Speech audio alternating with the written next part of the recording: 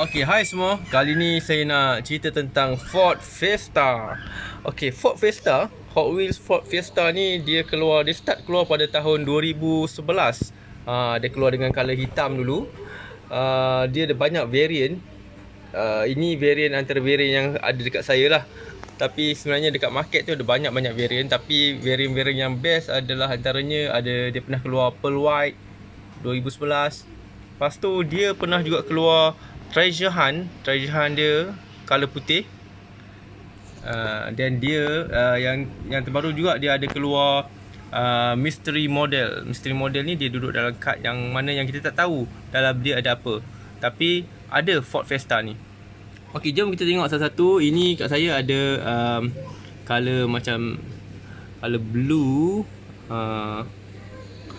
Ni blue apa ni, saya tak tahu nak panggil blue apa ni. Dan dia punya decal adalah Hot Wheels Racing Team. Ini pun Hot Wheels Racing Team color biru.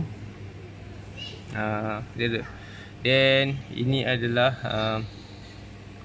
color apa, coklat. Dan ini putih. Ini dia punya decal banyak macam rally punya spec. Sebab Ford Fiesta terkenal dengan rally punya spec. Dan ini kat saya ni ada Zamek. Ini Zamek. Setengah orang panggil Unpin, tapi dekat kad dia ada logo Zamek. Kalau kita nak tahu, Zamek. Dan ni color hijau Ford Fiesta. Ini Pound. Yang terbaru keluar Pound hitam dan putih. Ford Fiesta ni lengkap. Depan dia ada lampu, tapi dia tak letak dia letak macam plastik. Plastik ni sama dengan plastik atas cermin dia. Dia nampak seakan-akan kaca kat depan dia.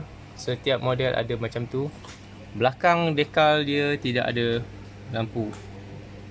Lampu dia tak letak design on it. Dia tak letak decal dekat lampu belakang. Jadi kad dia macam ni. Dia duduk dalam mainline. Dia akan tulis 12 Ford Fiesta. Ni kad checkmate.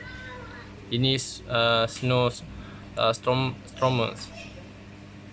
Ni Hot Wheel Off-Road. Okay, itu saja cerita tentang Ford Fiesta. Nanti saya akan continue dengan model-model yang lain. Okay, thank you semua for watching. Hai semua, kami daripada Raw Toys. Jangan lupa klik subscribe. Sini ke? Sini kot. Sini. Okay, button merah tu. Button merah kat bawah tu, tulis subscribe.